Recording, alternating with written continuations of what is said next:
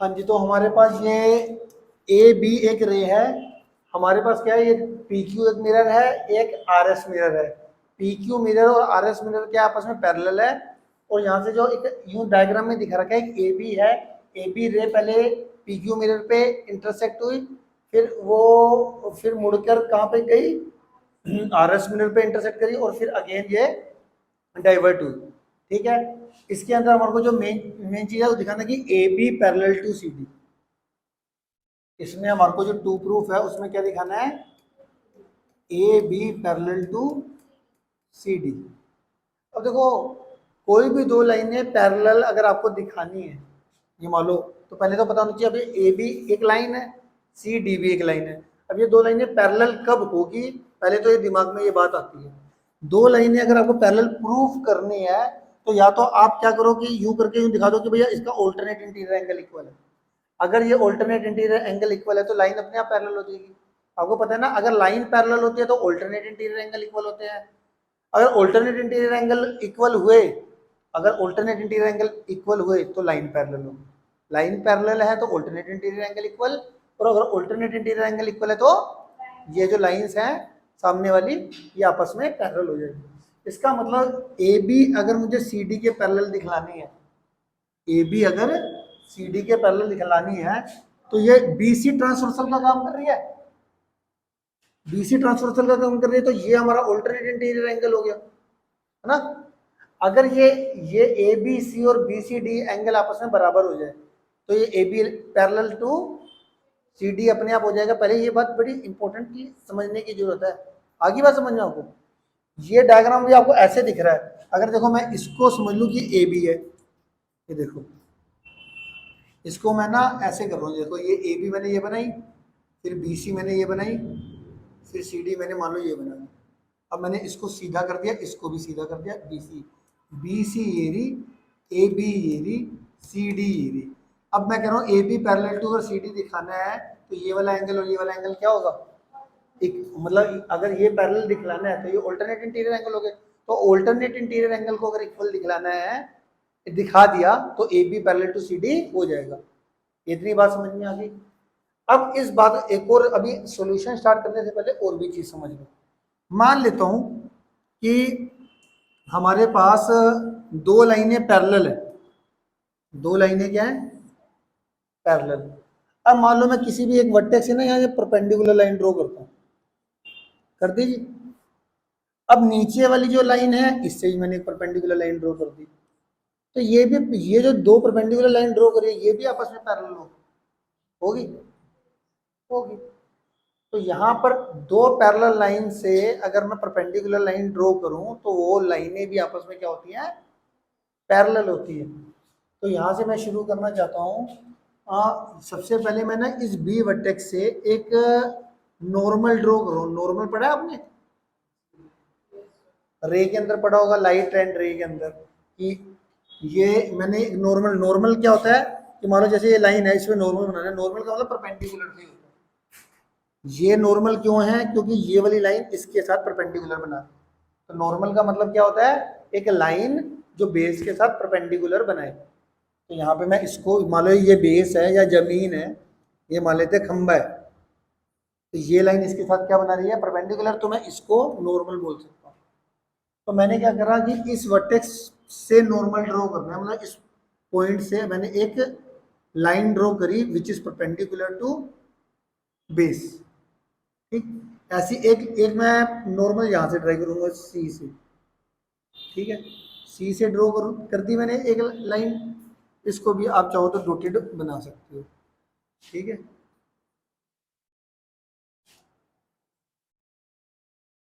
तो ये हमारे पास, पहले ये पूरी कर दो, और इसके बाद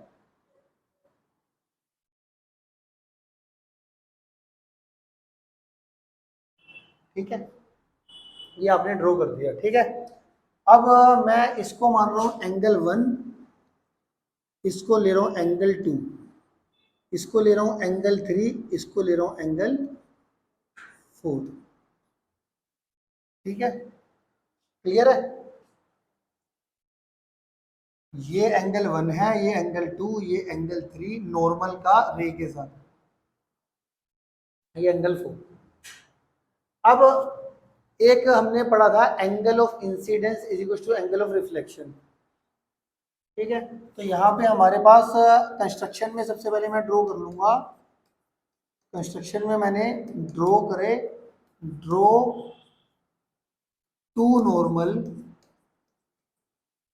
eight point B and C. सबसे पहले तो मैंने दो नॉर्मल ड्रॉ करे हैं कंस्ट्रक्शन से। किससे करे हैं? कंस्ट्रक्शन से।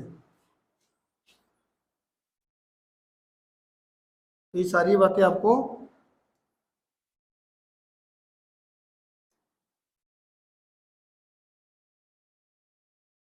पता होनी चाहिए, ठीक है जी। उसके बाद प्रूफ पे चलते हैं। प्रूफ पे पता है आपको, नाइन्थ में पढ़ाया था angle of incidence is equal to angle of reflection, पढ़ रखा है आपने? एट्थ में भी पढ़ा हुआ बेटा आपने? एंगल ऑफ इंसिडेंस क्या होता है फिर भी बता देता हूँ। जैसे मान लो ये प्लेन सरफेस है, ये मान लेते हैं एक रे यहाँ पर टकराई प्लेन सरफेस पर और यहाँ पे चली गई, ठीक है। प्लेन सरफेस पे यूँ टकराई और यूँ चली गई।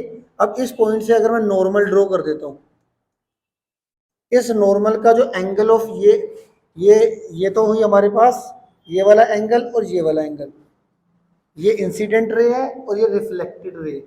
इंसिडेंट रे क्या होती है? जो टकराने से पहले वाली जो रे होती है उसको इंसिडेंट रे कहते हैं, और जो मुड़ गई उसको रिफ्लेक्टेड रे कहते हैं, कि रिफ्लेक्ट कर गई मतलब मुड़ गई। तो एंगल ऑफ इंसिडेंट ये होता है कि इंसिडेंस रे का नॉर्मल के साथ एंगल, और रिफ्लेक्टेड रे का जो नॉर्मल से एंगल होता है वो होता है एंगल ऑफ रिफ्लेक्शन। तो angle of incidence is equal to angle of reflection होता है। Angle of incidence is equal to angle of reflection होता है। ये आपको बात पता होनी चाहिए, नहीं भी पता तो अब समझ में आ गया होगा तुम्हारे को, ठीक है।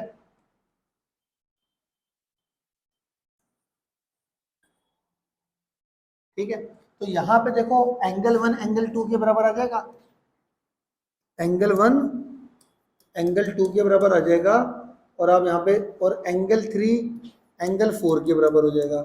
यहाँ पे क्या रीजन दोगे? Angle of incidence, angle of incidence is equal to angle of reflection, ठीक है। एंगल ऑफ इंसिडेंस, इंसिडेंस पूरा लिख दिया equal to angle of reflection, ठीक है। ये आ गया मेरे पास 1 2 के बराबर आ गया और 3 4 के बराबर आ गया। अच्छा देखो ये दोनों लाइनें पैरेलल थी, तो जो इनके नॉर्मल होंगे, ये वाला नॉर्मल और ये वाला नॉर्मल, ये आपस में पैरेलल होगा। तो यहाँ पे मैं ये नाम तो बी है, इसको मैं नाम देता हूँ एम, ये सी था इसको नाम मैं देता हूँ एन। तो यहाँ पे क्या लिखूंगा? P Q parallel to R S, ये तो गिवन ही है, ये तो गिवन है। एंड यहाँ पर क्या है? एम बी जो है वो परपेंडिकुलर किस पर है? पी क्यू पे। एम बी जो है वो परपेंडिकुलर किस पे है? पी क्यू पे।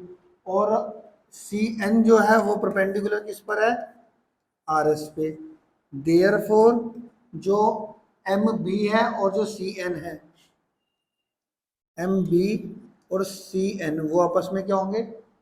पैरेलल। दो पैरेलल लाइन में अगर मैं टेंजेंट परपेंडिकुलर लाइन ड्रॉ करता हूँ, परपेंडिकुलर का मतलब नॉर्मल ड्रॉ करता हूँ, तो नॉर्मल भी आपस में पैरेलल होते हैं। पैरेलल लाइंस पर अगर मैं एक मैंने इस लाइन से मैंने नॉर्मल ड्रॉ कर दिया, एक मैंने इस लाइन से नॉर्मल ड्रॉ कर दिया है, तो दोनों लाइनें पैरेलल, तो ये आपस में भी क्या होंगे? पैरेलल। अब क्योंकि ये एम बी और सी एन पैरेलल है, तो एंगल 1 एंगल 3 के बराबर हो जाएगा अल्टरनेट इंटीरियर एंगल से। ये लाइन एम बी और यहाँ पे सी एन पैरेलल है, पैरेलल क्यों है पता चल गया। तो यहाँ से एंगल 1 एंगल 3 के बराबर आ जाएगा, क्योंकि ये ट्रांसवर्सल का काम कर रहा है ना, ये ट्रांसवर्सल का काम कर रहा है इसमें। तो ये ऑल्टरनेट इंटीरियर, ये तो हमारा therefore angle 1 is equal to angle 3 equal हो गए ऑल्टरनेट इंटीरियर एंगल्स से। इतना समझ में आ गया? Angle 1 is equal to angle 3 आ गया समझ में? अब हमने क्या करना है, इसको दोनों को 2 से मल्टीप्लाई कर देना, मल्टीप्लाई बाय 2, अगला पे ले लेता हूँ, multiply by 2 on both side. तो हमारा ये एंगल 1 एंगल 3 के बराबर आ गया, और मल्टीप्लाई अगर हम करते हैं तो एंगल 1 इज टू एंगल 3 जो था ही, दोनों साइड 2 से कर दिया मल्टीप्लाई। ठीक है, अब ये इसको मैं एंगल 1 प्लस एंगल 1 लिख सकता हूँ, इसको एंगल 3 प्लस एंगल 3 लिख सकता हूँ, ध्यान से देखते रहना। अब जो एंगल 1 तो एंगल 2 के बराबर था ही, एंगल 3 एंगल 4 के बराबर था, तो हम क्या करने वाले हैं इसके अंदर, एक एंगल 1 की जगह पे एंगल 2 लिख सकता हूँ, क्योंकि यहाँ पे मैंने बताया था एंगल 1 एंगल 2 के बराबर है, और एंगल 3 एंगल 4 के बराबर। तो एक एंगल 1 को एंगल 2 लिखना और एक एंगल 3 को एंगल 4 लिख देना, है ना। अब देखो यहाँ पर एंगल 1 प्लस एंगल 2 कौन सा एंगल बन रहा है, ए बी सी, और एंगल 3 प्लस एंगल 4 कौन सा बन रहा है, बी सी डी। तो A B C is equal to, ये हमारा ए बी सी बन गया, और ये हमारा बी सी डी बन गया, ए बी सी डी बन गया। अब ये वाला एंगल देखो इसके बराबर आ गया, तो ऑल्टरनेट इंटीरियर एंगल बराबर हो गया, ए बी सी और बी सी डी बराबर हो गया, तो A B parallel to C D हो जाएगा, therefore A B parallel to C D हो जाएगा। अब इस क्वेश्चन को मैं 2 बार और रिपीट करता हूँ, जिससे तुम्हारे दिमाग में सेटिंग आ जाए, दोबारा से देखते जाओ। अब मैं आपको डायग्राम में ज़्यादा सिखाऊंगा और ऐसे कम, ठीक है। अब जो भी मैंने लिखा है उसको मैं शॉर्ट में बताने वाला हूँ, जरा ध्यान से देखना, क्योंकि एक बारी में कभी कभार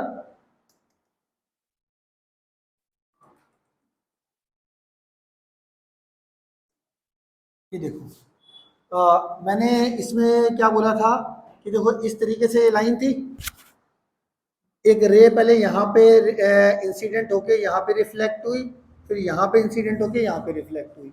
हमें आपको क्या दिखाना था, A B parallel to C D दिखाना था, ठीक है। इस क्वेश्चन को 3 बार करना, इसीलिए मैं भी 2 से 3 बार आपको रिवाइज कर रहा हूँ, अब आपको और भी अच्छे से समझ में आएगा।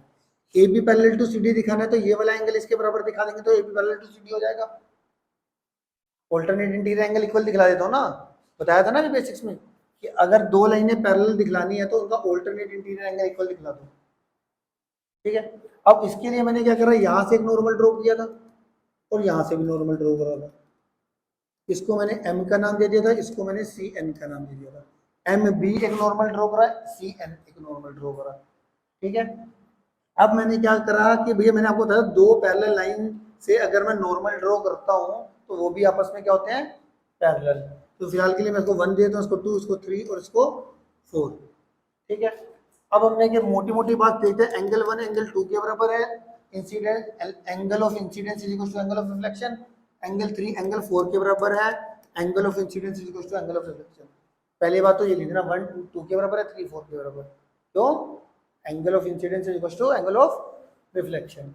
फिर जो ये हमारे नॉर्मल थे, ये भी आपस में पैरेलल थे, तो हमारा क्या था, M B parallel to C N था, तो 1 3 ऑल्टरनेट इंटीरियर एंगल से इक्वल हो जाएगी, तो 1 3 के बराबर हो जाएगा।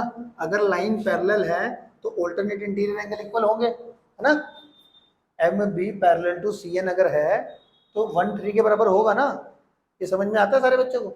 जैसे 1 3 के बराबर हुआ, इसको 2 से मल्टीप्लाई कर लेना, 2 से इसको मल्टीप्लाई कर लेना, 2 से मल्टीप्लाई करने के लिए एंगल 1 का ट्वाइस हो गए, इसको एंगल 1 प्लस एंगल 1 लिख लिया, इसको एंगल 3 प्लस एंगल 3 लिख लिया।